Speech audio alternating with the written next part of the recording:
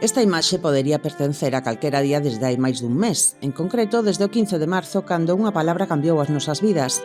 Coronavirus, rúas baleiras e edificios máis vivos ca nunca, como estes, os que pensou o artista viveirense David Catá para homenaxear a todos aqueles que nestes días loitan para acabar co medo e a incertidume. Y de una necesidad de plasmar pues, el ambiente que se está generando. Las personas nos estamos uniendo con el fin de luchar y combatir por una causa común, que es la superación de este virus. Para a realización do vídeo, David contactou con músicos amigos de distintas partes de España e o estranxeiro.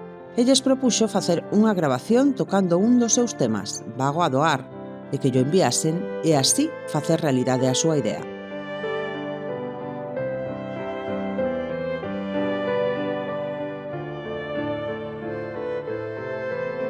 Les di unas pautas de cómo podría ser el plano, más o menos a qué altura podría estar situado, la composición, también la luz.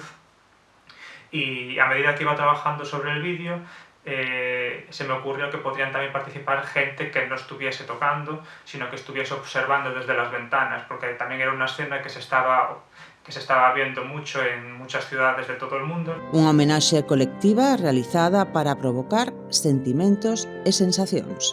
Mi objetivo a la hora de realizar el vídeo era que el espectador, una vez lo viese, lograse empatizar con él y conectar de alguna manera, transmitiéndole pues, un sentimiento de unión, de esperanza y de tranquilidad a través de la música. O vídeo subiuno á súa canle de YouTube e desde entón xa vai por máis de 2100 visualizacións. Para mí lo más importante es que ya sean 2, 3 o 5.000 personas las que lo vean, pues lo importante es que al verlo pues conecten y empaticen y sientan cosas. O confinamento non fixo que David reducise o seu plan de traballo. Os seus proxectos siguen adiante, aínda que, iso sí, cambiou o espazo onde realizalos. Ahora pinto en mi habitación, me hice mi pequeño estudio en una esquina y también compongo música o alguna fotografía, y lo que trato es que esta situación no me paralice y seguir produciendo y seguir pues expresándome a través del arte.